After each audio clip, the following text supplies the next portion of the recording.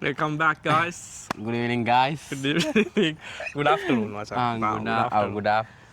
මේ ආපහු අපි ආව එපිසෝඩ් එකක් කරන්න මේ ඊට කලින් කියන්න ඕනේ පොඩ්ඩක් මේ අපේ මහන්සියට ප්‍රතිඵලයක් හම්බෙලා තියෙනවා. අපේ එපිසෝඩ් ගොඩක් කට්ටිය බලලා තිබ්බා. views එහෙම ගොඩක් තිබ්බා. මේ thank you ගොඩක්. මේ ලොකු හයියක් එක අපිට ඉස්සරහා වැඩ කටයුතු ටික කරගෙන යන්න. මේ ආයෙම හරිම සතුටින් ඒ ගැන ඉන්නේ. සතුටුයි. දෝරේ ගලනවා. ඉතින් අනිත් පොඩ්ඩක් කියන්න ඕනේ බලපු ගොඩක් මේ channel එක subscribe කරලා තිබ්බේ නැහැ. ඉතින් ඒ කට්ටිය අපි ඉස්සරහට කරන දේවල් එතකොට මිස් වෙනවා. ඒක නිසා ආපහු ඕගොල්ලෝ වීඩියෝ එකක් බැලුවොත් subscribe කරන්න. එතකොට ඕගොල්ලන්ට මේ අපිත් එක්ක touch එකේ ඉන්න පුළුවන්. මේ අද පොඩ්ඩක් වෙනස් ප්‍රශ්නයක් ගැන අපි කතා කරන්න යන්නේ. වෙනස් වුණාට හැමෝටම පොදු ප්‍රශ්නයක්. ගැන තමයි කතා කරන්නේ. ගැන කතා කරන්න අපි තව එක්කෙනෙක්වත් ගෙනල්ලා තියෙනවා. ඒ කියන්නේ අත්දැකීම් බහුල මේ එක්කෙනෙක්ව එයාව අපි ඉන්ට්‍රොඩියුස් කරන්නම් තව ටිකකින්. මේ අපි අද කතා කරන්න යන්නේ මේ මොකද්ද කතා කරන්නේ අද? මගුල් ප්‍රශ්නනේ. මගුල් කෑම සම්බන්ධයෙන් එන ප්‍රශ්න. ඒ කියන්නේ වෙඩින් එකක් මේ මගුල් කෑම. දැන් හැමෝගෙම මේ ගෑනු ළමයින්ගේ සිහින යන්නේ ඔය වෙඩින් එකක් ගන්නවා කියන එක. එතකොට වෙඩින් එකක් ගන්න වියදම් කරන්න කරද්දී එන ප්‍රශ්න වියදම් කරා වෙඩින් එකට කලින් සහ පසු. ඇයි මෙච්චර මුදලක් මේ වෙනුවෙන් එක දවසකට වියදම් කරන්නේ කියන එක ලොකු ප්‍රශ්නයක්. ඉතින් ඒකට අපි අද උත්තරයක් හොයාගන්න තමයි හදන්නේ. මේ ආපහු කිව්වොත් දැන් අපි කතා කරන්න හදන්නේ දැන් පොදුවේ ගත්තොත් අද කාලේ ගෑනු ළමයි හරි උගත් කියලානේ හිතන්නේ. දැන් ඒගොල්ලෝ දැන් අපි යුනිවර්සිටි එකට ගියත් ක්ලාස් එකකට ගියත් වැඩිපුර අපි මේ ඔඩියන්ස් එකේ ඉන්නේ මේ ෆීමේල්ස්ලා. ඔව්. නේ? ඉතින් එතකොට අද කාලේ හැටියට ඒගොල්ලෝ ඉගෙන ගන්නවා. හරි බුද්ධිමත්, හරි උගත්. ඉතින් ඔය ඔච්චර බුද්ධිමත් උගත් කට්ටියට ඇයි මේ තේරෙන්නේ නැත්තේ? මේ එක දවසකට මෙච්චර ලක්ෂ ගාණක් කෝටි ගාණක් වියදම් කරලා නාස්ති කරන්නේ ඇයි කියන්නේ. ඒක ලොකු ප්‍රශ්නයක්. පිරිමි කට්ටිය ඔකෙන් බේරෙනවා. ගෑනු කට්ටියට තමයි ප්‍රශ්නේ තියෙන්නේ. දැන් මටත් මේ දවස් ටිකේ හරි කරදරයක් වෙලා තියෙන්නේ. මගුල් ප්‍රශ්නයක්ද? මගුල් ප්‍රශ්න කියන්නේ ඉතින් දැන් මංගල කිංකිණි හඬලා. ඔව් දැන් අපේ අම්මත් දැන් වයස හරිය කියලා ඉතින් දැන් අම්මටද වයස හරිය උඹටද? අම්මා මගේ වයස හරිය කියලා. දැන් ඔන්න දැන් යෝජනාවක් ගෙනත් තිබෙනවා. ඉතින් ඇත්තනේ. ඔව් ඇත්ත. හරියට කතා කරන්න බෑ වෙන්නේ පඹ කියපන්. දැන් මට දැන් මේ මම මේ වාගෙන් අහපු ප්‍රශ්න හින්දානේ දැන් මෙහෙම එකක් කරමු කියලා දැන් මම කිව්වේ. ඔව්. දැන් සාමාන්‍යයෙන් මගුලක් ගන්න යනකොට මොනාවි බලන්න ඕනේ දේවල්. මගුල ගන්න මුලින්ම බලන්න ඕනේ ගෑණි කොහොමද කියලා. හරි ඒව ප්‍රශ්න නෑ. ඒව හරි. ආ කියන්නේ මගුල් මේ වෙඩින් එක ගන්නකොට අන්න එහෙම ඒවා. මොනවා ගැනද? ඒ කියන්නේ වියදම් වෙඩින් එක වියදම් බජට් අන්න හරි. ඒකට එන්නේ නේ. ඔව් ඒක ගන්න බෑයි. ඒ ගන්න බෑයි. ඔව් බජට් එක වැදගත්. දැන් අපි කතා කරන ප්‍රශ්නේ ඍජුව මේක වැදගත් වෙනවා. හොඳ ප්‍රශ්නයක් වා කොහොමද? අමාරුයි කියලා යන්නේ සද්දෝසයි.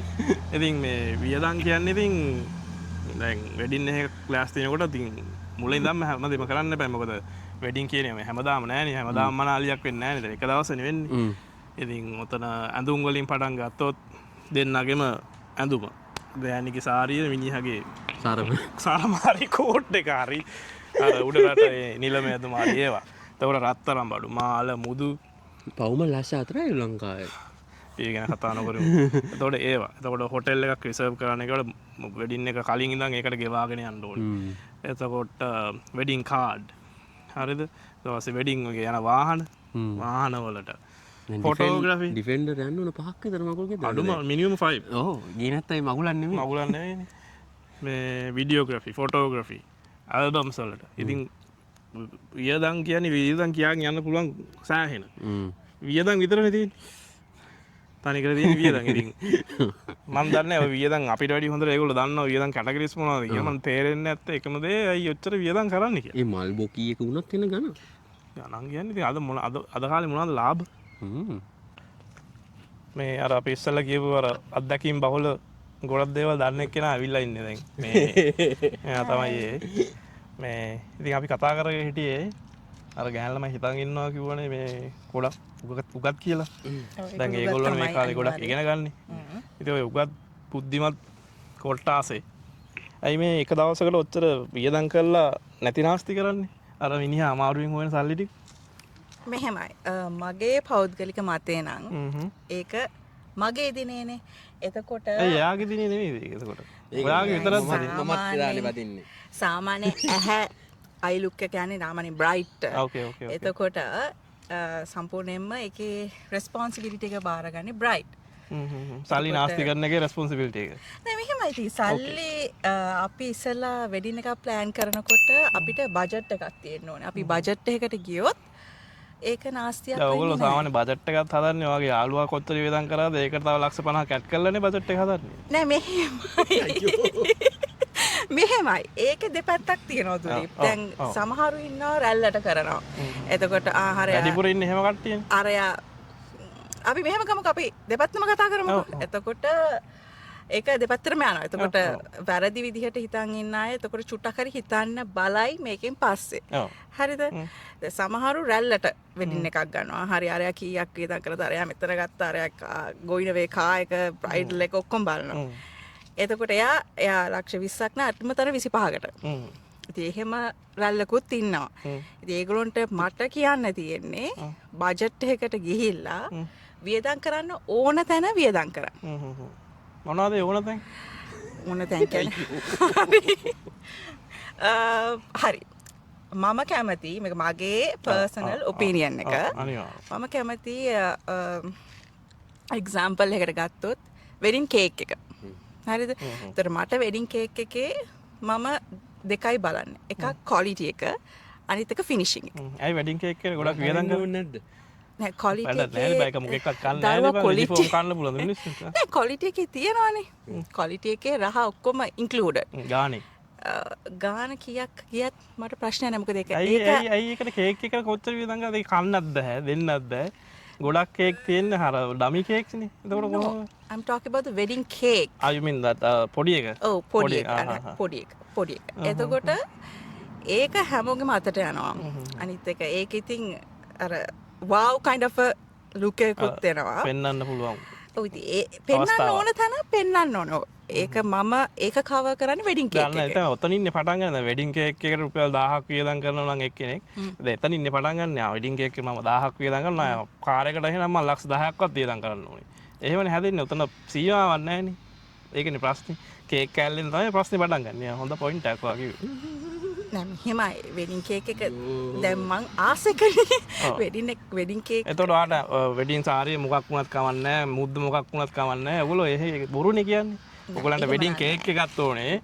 මාලෙත් ඕනේ. කාර් එකක් ඕනේ. බොකේ එකක් ඕනේ. ඔක්කොම ඕනේනේ. ඔව්. එතකොට ඉතින් මෙහෙමයි. ඒවා ඉතින් අඩු කරනවා කියන්නේ අපි දැන් ඒගොල්ලෝ අපි ගිහලා ඉස්සලා වෙන්ඩර්ස්ලව හොයාගන්නවා. හොයාගෙන ඊට පස්සේ ඒගොල්ලෝගේ තියෙන ප්‍රයිසස් බලලා කතා කරලා කොහොම බැලුවත් අන්තිමට පොකට් එකෙන් තියෙන සල්ලි ටිකනේ යන්නේ. ඔව්. ඉතින් ওই සල්ලි වලින් ඇයි ඔයගලන්ට බැරි හිතන්න මේ මම හරි මාගේ අතේ හිතමු ලක්ෂ 100ක් තියෙනවා කියලා. දැන් ගොඩක් අයට ලක්ෂ 100ක් අතේ නැහැ. ඔය ලෝන් දාලා නම් මනම් කරලා කොහොම හරි ලක්ෂ 100ක් හදාගත්තා කියමුකෝ. අම්මලා දෙනේව දීලා ඔක්කොම කරලා. දැන් ඇයි ඔය 100ම වියදම් කරලා වෙඩින් එකක් ගන්න? ඇයි ඕකෙන් ලක්ෂ හරි වෙඩින් එකක් ගන්න ඕනේ කියමුකෝ. තමුන්ට අවශ්‍යම ළඟ කීප දෙනාට කියලා ලක්ෂ 25කින් 30කින් ජීවිතේට අපි වෙඩින් එකක් දකින්නේ නැහැ නේ. හරිම හම්බු විදිහට තමයි දැක්කොත් එහෙම දකින්නේ. ඒ ලක්ෂ 100 වියදම් කරලා තවත් පුළුවන් නම් 50ක් විතර කොහෙන් හරි හොයලා 150කට වෙඩින්නේ මට තේරෙන්නේ නැහැ. නෑ දැන් ඉතින් මම හිතන්නේ ඉතින් ප්‍රයිසස් උත් වැඩිනේ. දැන් මගේ වෙඩිම ගත්තේ අවුරුදු 5කට පෙර. එතකොට ඉතින් ගොඩක් සෑහෙන උද්දමනය. ඔව් අන්න ඒ දමනය එක තියෙනවා. හරිද? එතකොට දැන් බජට් කරනවා නම් බ්‍රයිඩ් කෙනෙක් ඉස්සලාම තමන්ගේ මං අහපු ප්‍රශ්නෙට පොඩ්ඩක් කොර වෙලා වගේ දැන් ඔයාලට උත්තර නැහැ වගේ එකක් තේරෙනවා. ඉතින් මගේ තාරිකම දිගටම කියනවා ඔයා පුළුවන් තරම් කියාගෙන යන්න. ඔව් දැන් වාක්‍යය ලක්ෂ 100ක 150කින් ඉවර වෙනවා. හරිද? ඒක වෙන්න පුළුවන්. දැන් පිරිමි පැත්තෙන් අපි කියන්නද? දැන් ඔය වෙඩින් එකට ලක්ෂ 100ක් 150ක් හොයාගත්තා කියමුකෝ. මම නම් කරන්නේ මේ මටත් කරන්න හම්බුත් නෑ ඒක මං කිව්වට මම නම් කරන්නේ සල්ලි වලින් වැඩි කොටසකින් පුළුවන් නම් ඉඩමක් ගන්නවා. ඉඩම එකක් හරි දෙකක් හරි ගන්නවා. ඊට පස්සේ ටිකක් වටින රත්තරන් මඩු ටිකක් ගන්නවා. එක්කෝ මේ හොඳ හනිමුන් ට්‍රිප් එකක් යනවා. ඒක අඩුමනේ අත්දැකීම ඉන්නේ අපි දෙන්නටනේ. ජීවිත කාලෙම ඒ හස්බන්ඩ් ඇන්ඩ් වයිෆ් විදිහට ඉන්න දෙන්නට අඩුමනේ ඒක හරි තියෙනවනේ. ඇයි මේ කොහෙවත් නැති මිනිස්සු 100කට 200කට එන්න කියලා කන්න බොන්න දීලා උන් ඊට පස්සේ ඇවිල්ලා අපේ ණය ගෙවන්නේ නැහැ. අපිම ගෙවාගෙන අපිම කන්න දීලා ජීවිතේ නිකාර ස්ට්‍රෙස් වැඩි කරගන්නවා කියන එක තේරෙන්නේ නැද්ද ඔයගලන්ට? මෙහෙමයි ඒක ඉතින් ඒක එහෙම තමයි යෝ. ඒක ගෑන් ළමයාගේ විශේෂ දිනය. එයාගේ ජීවිතේ මම ආපහු ගියා මේ විශේෂ දිනේ ඔච්චර වියදම් කරන්නේ. ඒක වියදම් කරන්න ඕන තැන වියදම් කරන්න ඕනේ. ඉතින් ඒක මෙහෙමයි. ඉතින් අර කියනවා වගේ ලෝන්ස් අරගෙන වෙඩින් කරන එක නම් ඒක නූගත්කමද ගොම්කමද කියන මම දන්නේ නැහැ. එහෙම හැමෝටම සල්ලි නැහැනේ. ඔව් එතකොට අනිවාර්යෙන් ඔප්ෂන් එක ගෑනු ළමයන් එක ෆෝස් කරන්නේ මිනිහා මට මේක ඕනේ අර ඕනේ කිව්වම ඉතින් මිනිහා කොහොද හොරකම් කරන්නද? එයාට තියෙන ඔප්ෂන් එක තමයි ලෝන් එකකට යන්නේ. නෑ ලෝන්ස් වලට යන්න නැතුව ගොඩක් තේ දෙන කතා වෙලා කොච්චර කතා කරත් ගෑණිනේ දිනන්නේ අන්තිමට ලෝන් එකට තමයි යන්නේ. තමයි දිනන්නේ කොනම කතාවක්.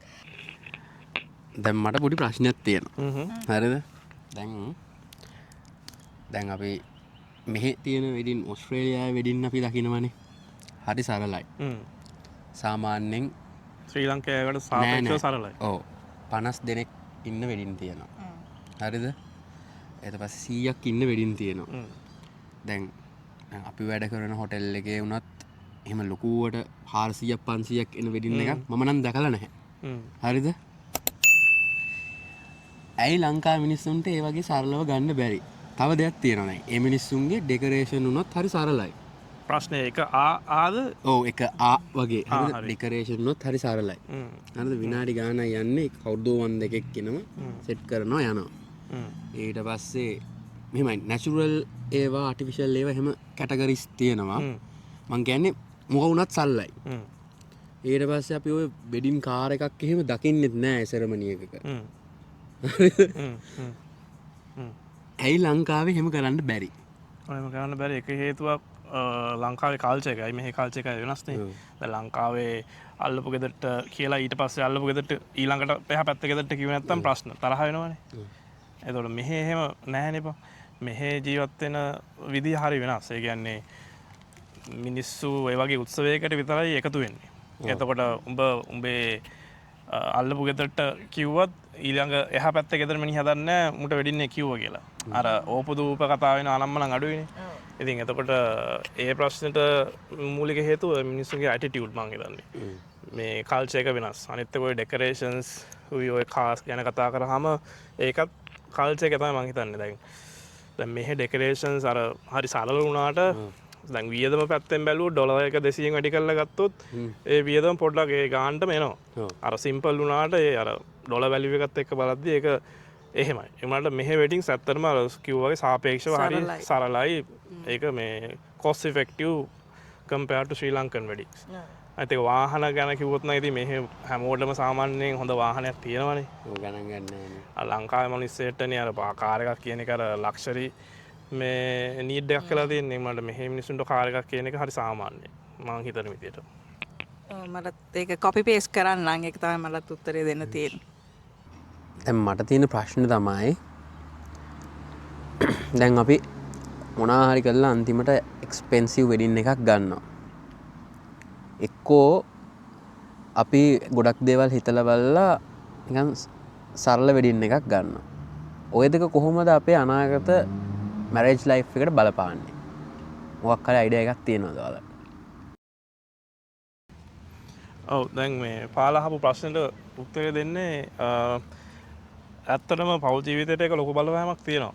මොකද අපි ගොඩක් වියදම් කරනවා කියන්නේ ප්‍රශ්න ගොඩක් එකතු කරගන්නවා කියන එක තමයි. ඒ වගේම අපි සිම්පල් වෙඩින් එකක් ගත්තොත් ලෝ බජට් එකකින් අපි වෙඩින් එක තිබ්බා එදායින් පස්සේ ඒ ගැන වොරි වෙන්න දෙයක් නැහැ. ඒක අපිට මෙමරි එකක් විදිහට තියාගෙන එන්ජොයි කරන්න පුළුවන්. ඒ වුණාට අර ණය වෙලා සල්ලි ලෝන් දාලා වෙඩින් එකක් ගන්නවා කියන්නේ වෙඩින් එක දවසින් පස්සේ තමයි ප්‍රශ්න පටන් ගන්න. කොහොමත් පෞල් ජීවිතයක ප්‍රශ්නයක් තියෙනවනේ. ඊට අමතරව දැන් මේක වෙන එක්ස්ට්‍රා ප්‍රශ්නයක් එනවා මේ ෆයිනෑන්ෂල් ස්ට්‍රෙස් කියන එක එනවා. ස්පෙෂලි මේ හස්බන්ඩ්ට ළමයි ඒක ඉන්නේ ගොඩක් මං හිතන විදියට බෑන්ක් ලෝන් සදිසි ගෙවන්න බලක් වුණොත් හරි මිස් පේමන්ට්ස් ගියොත් හරි ප්‍රශ්න ගොඩක් ඔය සල්ලි ප්‍රශ්න ඔලුවට ආවෙන් පස්සේ කෙලින්ම ඕක ඉවර වෙන්නේ කසාද කැඩිලා. ඔය මගේ යාළුවෝ ගොඩක් ඉඳලා තියෙනවා උන්ට මේ වෙඩින් ඇල්බම් එක හම්බෙන එකක්වත් එකට ඉන්න බැරි වුණා. මොකද මේ ඩිවෝස් වලට ගියා. මොකද ෆයිනෑන්ෂල් ස්ට්‍රෙස්. ඒක ඒගොල්ලන්ට දරා ගන්න බැහැ. මොකද පුරුදු නැහැනේ මේ ඔය වගේ ස්ට්‍රෙස් එකක් ඉඳලා මේ දෙන්න හරිය සිංගල් කාලය හොඳට ෆන් එකේ ඉඳලා එන්ජොයි කරලා මේ අන්තිමට වෙඩින් එකක් අරගෙන එදායින් පස්සේ මිනිස්සුන්ට තේරෙන්නේ නැහැ කොහොමද මේ ණයත් ගෙවාගෙන පවුලකුත් බැලන්ස් කරන් යන්නේ. ඒකේ ලොකු ඉම්පැක්ට් එකක් තියෙනවා නේ. ඔව්. ඒක ෂෝට් ඇන්ඩ් ස්වීට් කිව්වොත් මම බජට් ෆැක්ට් එක ගොඩක් බලපානවා. ඔයගොල්ලෝ හයි බජට් කිව්වොත් ස්ට්‍රෙස් එක වැඩි. ගොඩාක් ප්‍රශ්න. ලෝ බජට් එකකට වෙඩින් එකක් ප්ලෑන් කරොත් ස්ට්‍රෙස් එක අඩුයි. ඔව් අපි මේ කියන්නේ මල්ටි මිලියනර්ස්ලා ගැන නෙමෙයි. මේ ඒගොල්ලන්ට කිසි ප්‍රශ්නයක් නැහැ. කොච්චර වියදම් කරත් no problem at all. අපි මේ කතා කරන්නේ අපි වගේ මේ මධ්‍යම ප්‍රාන්තික මිඩල් ක්ලාස් කට්ටිය මේ ගැන තමයි ටාගට් කරලා ගොඩක් මේ කතා කරන්නේ. මල්ටි මිලියනර්ස්ලා ගැන නෙමෙයි. නැත්තම් ඒ කමෙන්ට්ස් එකේම ඒගොල්ලෝ හිතයි මේ අපිට සල්ලි දිනනවා නම් වෙඩින් ගත්තම no problem. your money your car your petrol ප්‍රශ්නයක් නැහැ. අපි මේ කතා කරන්නේ සාමාන්‍ය මිඩල් ක්ලාස් අය ගැන. ඒ අය එතකොට වෙඩින් එකක් ගනිද්දී දෙපාරක් නෙමෙයි තුන් පාරක් නෙමෙයි දහසරයක් හිතන්න මේක මම කරන්න ඕනෙම වියදමක්ද කියලා. ඒ වියදමෙන් ඒ සල්ලි ටික ඉතුරු කරලා ඔයගලන්ට ඊට වැඩිය ඔයගලන්ගේ ඉස්සරහා ජීවිතේට වෙඩින් එකෙන් පස්සේ ජීවිතේට වැදගත් දෙයක් කරන්න පුළුවන් නම් ඒක කරන්න. ඒ ඉන්වෙස්ට්මන්ට් එකට යන්න. ඒ එක්ස්පෙන්ස් එක කරන්න. රත්තරන් බඩු කොච්චර ගත්තත් කමක් නැහැ. ඔයගලන්ට ඒක ඉන්වෙස්ට්මන්ට් එකක්. ඒක නිසා ඒ අනවශ්‍ය වියදම් පුළුවන් තරම් කපාහලා පොඩි වෙඩින් එකකට ලස්සන වෙඩින් එකකට යන්න තමුන්ට අවශ්‍යම ළඟම කට්ටියට කියන්න. මොකද ජීවිතේ අන්තිමට ප්‍රශ්නයක් වුණාමත් ඉන්නේ ඒ කට්ටිය විතරනේ. ඔයා 200කට 300කට කිව්වා කියලා මට ප්‍රශ්නයක් වෙච්ච දවසට ඔය 200 300 ඔයා ළඟට ඉන්නේ නැහැ. ඔයා ළඟ ඉන්නේ මේ අතේ ඇඟිලි ගන්නටත් අඩිය අඩු පිරිසක්. ඉතින් හිතන්න. ඔව් ඉතින් අනිත් එක වෙඩින් එකක් ගන්නකොට හයි බජට් හෝ වේවා ලෝ බජට් හෝ වේවා ඉතින් කියන ඒවත් කියනවා මිනිස්සු. මොකක් හරි නැත්තිම වුණොත් බ්‍රයිඩ්ගේ සාරියේ හැට්ටේ හරි මොකක් හරි කට්ට ගැන හරි කියනවා. ඉතින් ඒක ඒවා නෝමල්. ඒවලටත් අපි පුරුදු වෙන්න ඕනේ. අපිට කන් දෙකක් තියෙනවා. අපිට ඇහෙන්නේ නැහැ. ඉතින් ඒ දවසට විතරක් ඒගොල්ලෝ ආව okay bye tata. The best option is මගේ විදිහට නම් තමන්ගේ ඉන්න පිරිස පොඩ්ඩක් වටේ ඉන්න හොඳම කට්ටියට කියලා ළඟම සහ හිතවතන් හරි that's the word හිතවත් අයට කියලා වෙඩින් එක ලෝ බජට් වලට කරගෙන තමන් මොකද සල්ලි ටික ඉස්සරහට ඔයගලන්ගේ ජීවිතේ ලස්සන කරගන්න ගෙයක් හදන්න දාන්න සල්ලි ටික. අනේ කොච්චර දෙයක්ද මේ එක දවසකට ලක්ෂ 100ක් 200ක් නාස්ති කරන එකනේ. ඒ වගේ thoughts ඔයගලන්ට එන්න කියලා අපි ප්‍රාර්ථනා කරනවා. මේ ඔයගලන්ගේ අදහස් වෙනස් ඇති. මේ අපේ අදහස් ඕගොල්ලෝ මේ අදහස් දාන්න කමෙන්ට්ස් වල මේ මොකද හැමෝම හිතන විදිය වෙනස්නේ. ඉතින් ඒක කිසි ප්‍රශ්නයක් නැහැ. මේ අපි හිතන විදිය ගැන තමයි ඔයගලන්ට කිව්වේ. මේ ඒක නිසා ඕගොල්ලෝගේ අදහස් කමෙන්ට්ස් වල දාන්න.